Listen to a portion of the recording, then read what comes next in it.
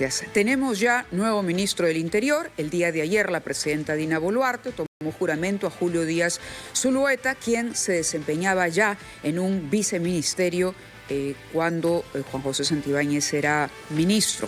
Fue ministro. Tenemos entendido que ocupó ese cargo incluso antes de que Santibáñez asumiera el cargo al frente del Ministerio del Interior. No está exento de algunos cuestionamientos. El flamante titular del Mininter se le abrió una investigación preliminar en el año 2024 por negociación incompatible. En 2020 fue separado de la jefatura policial de Lambayeque por irregularidades en compras de equipos contra la COVID-19, ha estado involucrado también en procesos de alimentos y también tiene antecedentes políticos, ha sido militante de Alianza por el Progreso. Es la información que apareció inmediatamente conocido su nombramiento.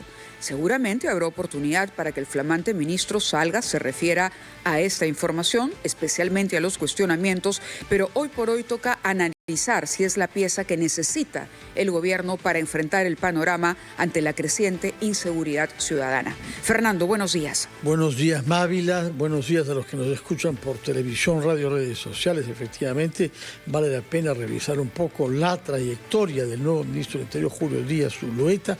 Tú lo has dicho muy bien, hay cosas que son de fondo, que deben ser aclaradas. ¿Cuál es su situación fiscal?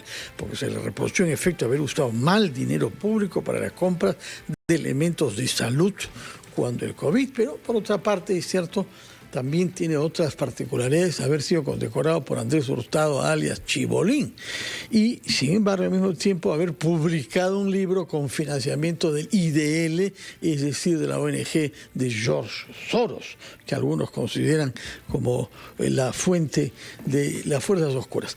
Para eso hemos invitado a un exministro del Interior, José Hélice, que nos diga qué espera usted, independientemente de la trayectoria del señor Díaz Zulueta, que se haga, y cuán calificado está para las prioridades que tenemos por delante, que es mejorar la inteligencia de la Policía Nacional. Muy buenos días, bienvenido. Buenos días, ¿cómo están? Muchas gracias. Bueno, ¿qué puede esperar? No mucho, ¿no? Porque, digamos, toda la información que estamos recibiendo sobre el nuevo ministro revela pues que la presidenta ha perdido una vez más la oportunidad de designar para un ministerio clave en este momento a una persona libre de cuestionamientos, ¿no? Uno puede tener, digamos, algunos cuestionamientos en la vida, ¿no? Errores que ha cometido, etcétera, pero cosas que tienen que ver con procesos judiciales, etcétera, y además esta expresión de una contradicción de la presidenta que ha hablado tanto de fuerzas oscuras y de caviares, y resulta que su nuevo ministro publicó un libro nada menos que con el IDL, ¿no? Por supuesto, yo no estoy de acuerdo con la versión de que el IDL sea algo así como la cabeza de la cofradía caviar, que eso de los caviares me parece una fantasía y algo que nos está haciendo mucho daño en el debate político. Pero es una contradicción de la presidenta que no tiene claras las cosas, es decir, habla de fuerzas oscuras, habla de caviares y ella misma no entiende, no sabe a qué se está refiriendo, simplemente es un eslogan que ha tomado, ¿no?, para sentar una posición, en este caso fue de defensa del exministro Santibáñez. Ahora, y de pronto la presidenta sí tiene claro lo que ella quería en la continuidad de la gestión de Santibáñez. La pregunta de fondo es, esta elección, este nombramiento, la juramentación de este nuevo ministro, ¿qué exigencias debe cumplir de cara a la ciudadanía? Es decir, ¿qué espera el ciudadano de a pie que cambie en el Ministerio del Interior para luchar contra una inseguridad que pareciera ganarnos la batalla todos los días? Bueno, yo creo que, por lo que estamos pasando en el país en el tema de seguridad ciudadana, quizás lo que se requería era nombrar un ministro, ¿no?, que ponga condiciones. Creo que la condición más importante es tener autonomía para trabajar, ¿no? Sin ningún tipo de imposición, opresión o exigencia en el sentido de a él con este no te metas, con este otro, a este otro ayúdalo, no. No, en el Perú necesitamos un ministro del Interior que pueda haber sido policía o no, que trabaje con la policía en lo que hay que hacer. Y lo que hay que hacer es trabajar en el corto plazo un plan bien elaborado, detallado y preciso para controlar este tema del sicariato, que es lo más urgente, ¿cierto? Un plan de mediano plazo, bueno, quieren declarar en emergencia a la policía, pues que la declaren en emergencia para un plan de mediano plazo que es el reequipamiento inmediato, el equipamiento inmediato de la policía.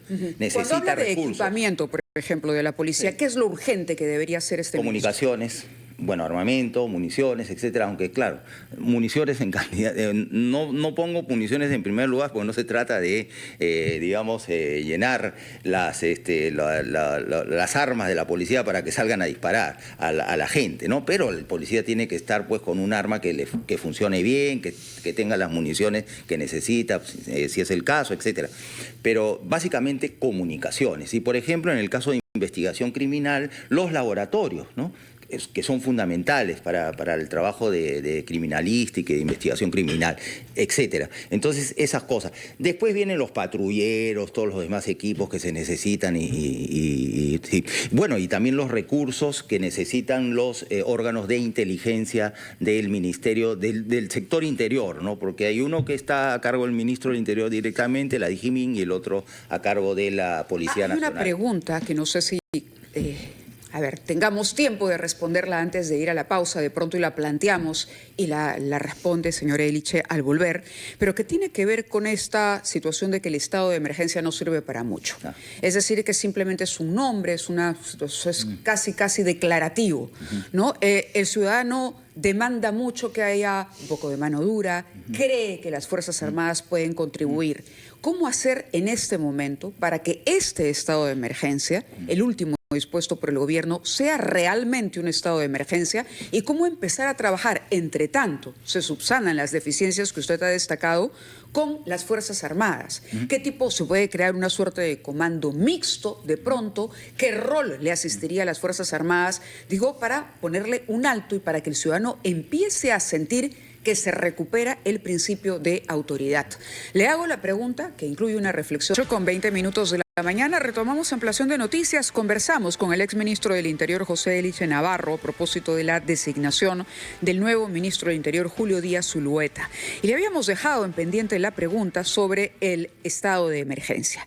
¿Qué se puede hacer? ¿Cómo debería trabajarse este estado de emergencia, el último que ha dispuesto el gobierno, para que no ocurra con los anteriores, que ya prácticamente hablar de estado de emergencia es hablar de la normalidad, donde la inseguridad también reina, no hay un cambio? ¿Qué debería cambiar? ¿Cómo articular? ¿Qué puede esperar? ¿Qué hacer para que el colegio que es extorsionado, para que la orquesta de música que es extorsionada y que tiene miedo, debe cancelar conciertos, entienda que hay un trabajo, por ejemplo, conjunto con las Fuerzas Armadas y la policía? ¿Por dónde las acciones inmediatas a tomar? Bien, lo que necesitamos son estados de emergencia, si se va a usar este recurso constitucional, inteligentes, bien organizados, de un modo distinto. Y en efecto, asignando funciones muy precisas a las Fuerzas Armadas. El otro día un congresista, que además ha sido miembro de las Fuerzas Armadas, dijo algo muy interesante, ¿no? Que es del ejército, ¿no? El congresista Quiabra. En una entrevista lo escuché con mucho interés porque a las Fuerzas Armadas se le tiene que asignar un rol preciso en el estado de emergencia, pero no, digamos, que los soldados estén ahí parados nada más mirando, ¿no? Que bueno, puede haber sido disuasivo o puede ser disuasivo en otras circunstancias, pero ahora no.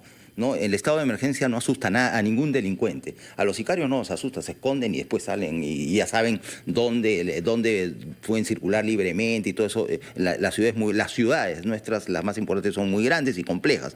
Entonces es muy difícil controlarlas así cuadra por cuadra. Entonces hay que hacer estados de emergencia inteligentes. Por ejemplo, planteaba, ¿no?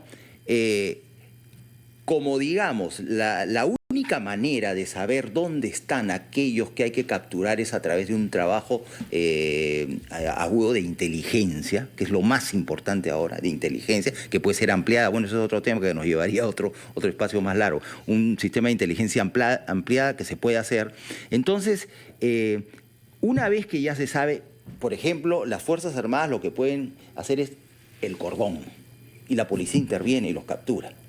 Porque si uno ve nuestras ciudades que son más complicadas y algo desordenadas, que han crecido de manera desordenada, los distritos que tenemos, uno se para ahí y dice, bueno, acá no hay manera de controlar esto. Estamos en un punto en el que... Hay que, perdón, disculpa, claro, Mávila, hay que, definir espacios roles de intervención exactos, ¿no? Exactos, ¿no? Sí, eso me llevaba a preguntarle si es que estamos en un punto en el que se hace necesaria una medida como el toque de queda, por ejemplo. Podría ser. El toque de queda ayuda más, ¿no? Tienes estados de emergencia que deberían ayudar temporalmente, pero que ahora ya no ayudan, parece absolutamente nada, no sirven. Le puedes añadir el toque de queda para que funcione como un estado de emergencia en situaciones, entre comillas, normales, ¿no? Normales, siempre es una normalidad, pero normales, ¿no? Pero igual no resuelve el tema de fondo. Tienen que ser estados de emergencia planificados o instaurados de una manera distinta, con una planificación exacta. A la policía, si uno le pone tareas precisas, ejecutan la tarea. Y las Fuerzas Armadas pueden ser muy útiles para, digamos, definir los cercos.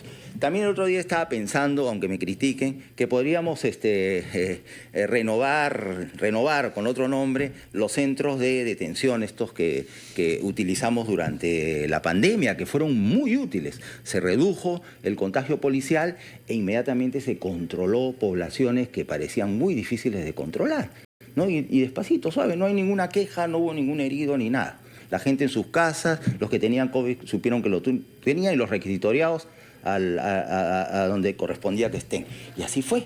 Así se puede hacer ahora también. Ahora, estamos, a diferencia de lo que narra usted hace 4 o 5 años, ante una situación en la que hay grupos organizados transnacionales. Sí.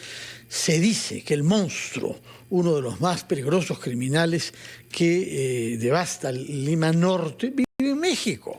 Es decir, se comunica por teléfono con sus esbirros aquí en Lima. Lo mismo sucede con otras actividades como la minería ilegal.